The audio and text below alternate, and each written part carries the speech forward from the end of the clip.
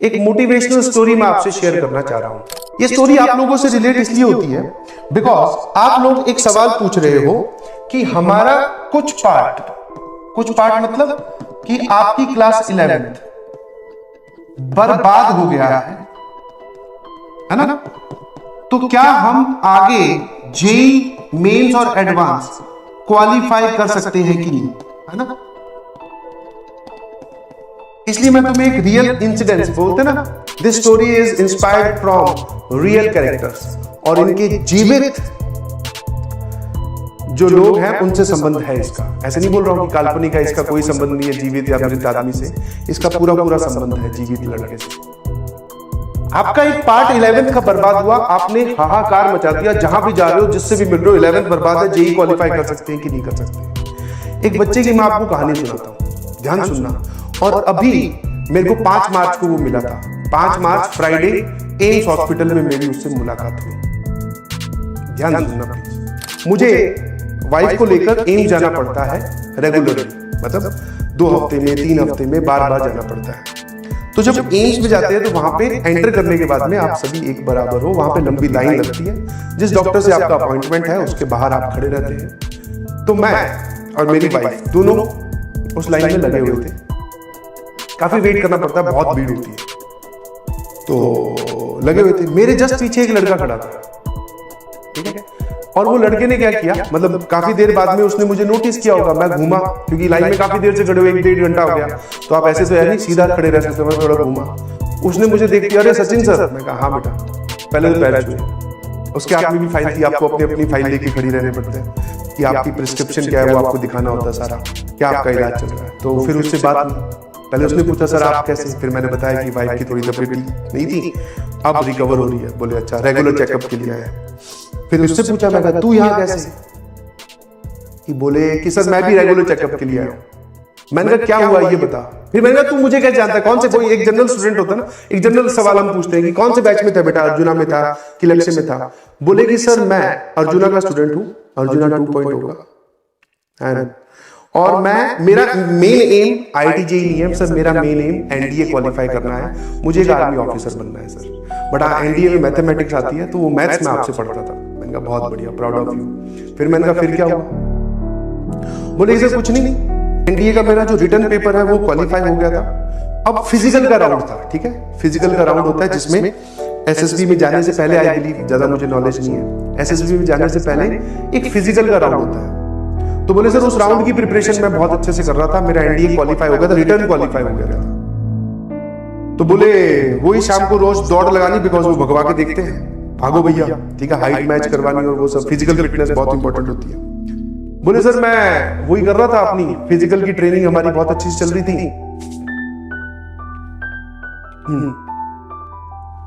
तो एक दिन बोले दौड़ लगाकर मैं बैठा, पसीना सूख गया, तो पानी पीने के लिए मैंने गिलास उठाया, और गिलास ज्यादा भारी तो था नहीं, पानी में जितना, मतलब गिलास में पानी डालोगे जितना भार होता है उतना ही भार था। बोले सर वो गिलास मेरे हाथ से छूट गया। वो पहला इंसिडेंस था जहां पर मुझे लगा कि कुछ गड़बड़ है। मतलब ये वो स्टोरी बता रहा है, ये सब होने के बाद में। तो मुझे लगा सर हाथ से छूट गया, कोई दिक्कत नहीं है। मैंने दूसरे हाथ से गिलास उठाया, पानी पी गया, अपना दौड़ भाग में चलता रहा। अगले दिन मैं महसूस कर पा रहा था, वो लड़का बोल रहा है कि जब मुझे फिजिकल के लिए वापस अपने दौड़ लगाने के लिए ग्राउंड में जाना था, तो मैं अपने एक राइट हैंड से जो जूते के जो फीते हैं वो बंद नहीं कर पा रहा। मतलब ये इस हाथ की ग्रिप धीरे धीरे जाने लगी थी, ठीक है? बहुत ही नॉमिनल सी बातें होती है, ठीक है? मैं तुम्हें बोलूं मुट्ठी बंद करने के लिए, आप और मैं बहुत आसानी से कर लेंगे, बट किसी के जीवन का सबसे बड़ा संघर्ष ये है कि उससे मुट्ठी बंद नहीं हो रही, मतलब उसके हाथ की ग्रिप खत्म हो रही है। फिर बोले सर इसी में ही 2-3 दिन बीते, पेरेंट्स को थोड़ा बताया कि इस हाथ में थोड़ा महसूस नहीं हो रहा। तो ये तो नॉर्मल है, अगर आप किसी को भी बताओगे तो नॉर्मल डॉक्टर के पास लेके जाएंगे, नॉर्मल डॉक्टर नॉर्मल इलाज और नॉर्मल सी बातें बोलकर आपको मोटिवेट कर ठीक करने की कोशिश करेंगे। बोले सर 2-3 दिन बीते, मैंने अपना दौड़ना बंद नहीं किया, बिकॉज हमारा जो है वो फिजिकल का राउंड पास आ रहा था। बोले एक दिन मैं टी शर्ट उतारा था, ठीक है, टी शर्ट, मतलब शायद वो चेंज कर रहा होगा या जो भी कर रहा होगा, पसीने वसीने से बदल रहा होगा। बोले मैं टी शर्ट उतारा था तो मेरे दोनों घुटने अपने आप मुड़ गए, मतलब खड़ा हो गया, वो टी शर्ट चेंज कर रहा था, तो बोले मैं धड़ाम से गिरा था, ठीक है? धीरे धीरे धीरे धीरे धीरे धीरे करते करते इन टुकड़ों, टाइम के टुकड़ों में उसकी बॉडी पूरी की पूरी पैरालाइज होगी। मतलब अच्छा खासा 19-20 साल का लड़का, हाँ, घूमता घामता दौड़ लगाता हुआ धीरे धीरे विदिन, बोले सर 1 हफ्ता या 8 या 9 दिन लगे होंगे, मैं पूरा कंप्लीटली बेड पे था, जिसमें अब क्या हालत थी, वो हाथ की ग्रिप लूज होने से अब सिर्फ मेरी आंखों की जो पुतलियां होती है सिर्फ वो ब्लिंक कर रही थी। ना मैं बोल सकता था, ना मेरा हाथ उठ रहा था, ना मेरे उंगलियां हिल रही थी, ना मेरा पैर हिल रहा था। मैं कंप्लीटली बेड पे बैठा हुआ था। ये उस लड़के ने बताया अपनी कहानी। 8 या 9 दिन में खेल फटाफट फटाफट फटाफट, वो जो होते हैं ना इवेंट्स इतने बार बार रिकरेंस में आ गई कि कभी हाथ की ग्रिप जा रही है, कभी बोले से गर्दन अपने आप, ये जो होती है ना गर्दन, आपको नहीं पता चल रहा आपकी गर्दन संभाल रखी है आपके ब्रेन ने या स्पाइन ने। जब वो कनेक्शन वहां से लूज होगा तो ये गर्दन गिर जाएगी, आपकी हाथ की ग्रिप। बोले सर 8 या 9 दिन में पूरा बेड पे था, और आसपास घर वाले जो बोल रहे थे वो मुझे सुनाई दे सकते थे, बट मैं उनको बोल के रिप्लाई नहीं कर सकता। सिर्फ पुतलियां चिपका रहा हूं, उसी से कुछ समझाने की कोशिश कर रहा हूं। ठीक है, ये कहानी शुरू हुई। अब इसके बाद में पेरेंट्स को ये नहीं समझ में आया कि ये बीमारी कौन सी है। तो वो बोले सर पहले तो उस गांव में जितने डॉक्टर थे, फिर पास में नजदीक में जो शहर पड़ता है उसमें जितने डॉक्टर्स थे, सुनते जाना आराम आराम से, और फिर पूरे उसके जिले में या पूरे स्टेट में जितने डॉक्टर्स थे सबको दिखाया, और इस पूरे प्रोसेस में 7, 8, 9 महीने लगे, या 4, 5, 6 महीने लगे। 6 महीने जाकर किसी ने बताया कि भैया एम्स में इलाज होगा इस बीमारी का, आप एम्स जाइए। एम्स में जाते ही आपको अपॉइंटमेंट इतनी आसानी से नहीं मिलता आपको। ठीक है, अपॉइंटमेंट आप अभी जाकर, खुदा ना खास्ता भगवान करे आपको कभी अपॉइंटमेंट लेने की जरूरत ही ना पड़े। ठीक है, बट अगर कभी लेना पड़ा तो ऐसा नहीं होता कि सर कल मुझे उस डॉक्टर को दिखाना तो कल मिल जाए। जाके उस लाइन में खड़े हो गए ना तो डॉक्टर का अपॉइंटमेंट मिलेगा 4 महीने बाद, 3 महीने बाद। तो वो बोल रहा था लकीली मुझे 1.5 महीने बाद में डॉक्टर का अपॉइंटमेंट मिल गया।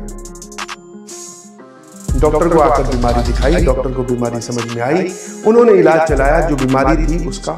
सर धीरे धीरे धीरे धीरे मेरी मूवमेंट वापस से आना स्टार्ट हुई। मैं जो वह चलने फिरने में मुझे वापस से दर्द होना स्टार्ट हुआ। अब मेरे लिए चलना, गिलास पकड़ना, ठीक है, ग्रिप बनाना, ये अब आम काम नहीं रहे थे मेरे लिए, बहुत मुश्किल वाले काम हो गए थे सर।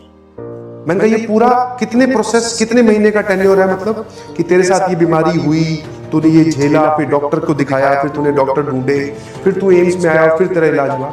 बोले सर करीबन करीबन ये आप मान के चलो कि 8 से लेकर 9 महीना, मतलब करीबन करीबन आप 1 साल मान सकते हैं। 1 साल तक तो मैं बीमारी में ही था। उसके बाद में से दवाइयों की मदद से मैं रिकवर होना स्टार्ट हुआ, और सर मैं रिकवर हो के अब मेरी हालत ये है।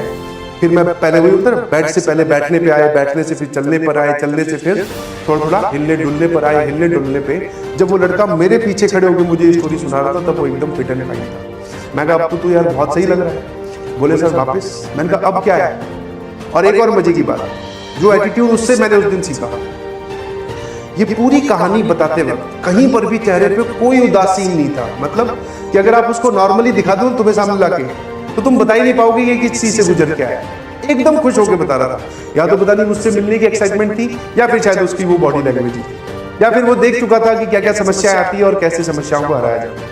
एकदम खुश होकर बोले सर ये हुआ, ऐसे ऐसे किया। मैंने कहा अब क्या है। बोले सर अब मैं ठीक हूँ।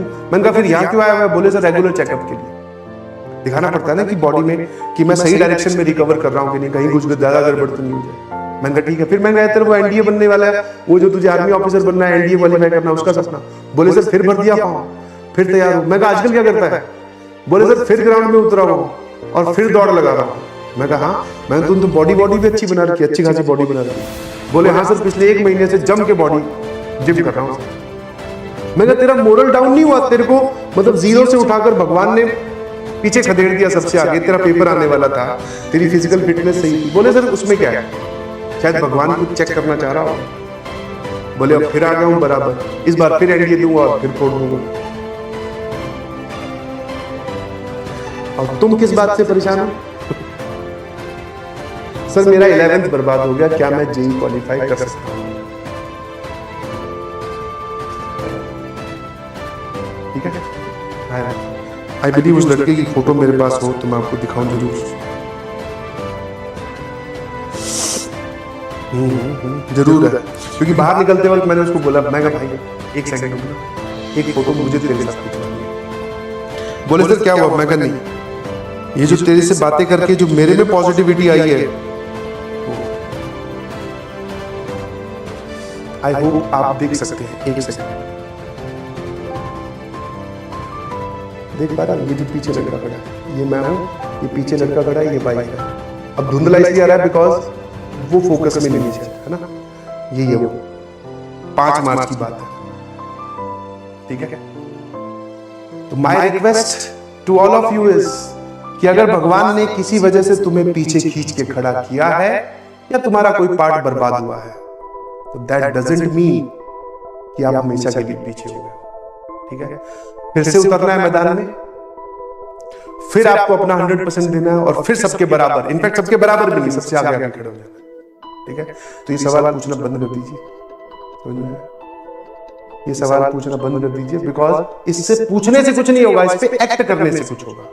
अब चाहता तो ये लड़का भी आराम से, मेरे ख्याल से तुम्हारे से तो ज्यादा ही इसकी क्रिटिकल सिचुएशन है और जेन्युइन भी है, ये तो बोल सकता था अपने पेरेंट्स को कि अब मैं क्या करूंगा, क्या मैं कर सकता हूं, मेरे तो भगवान ने ये बीमारी दी थी। नहीं, सब ओवर पास करते हुए, सब ओवर पास करते हुए now in a better situation he is.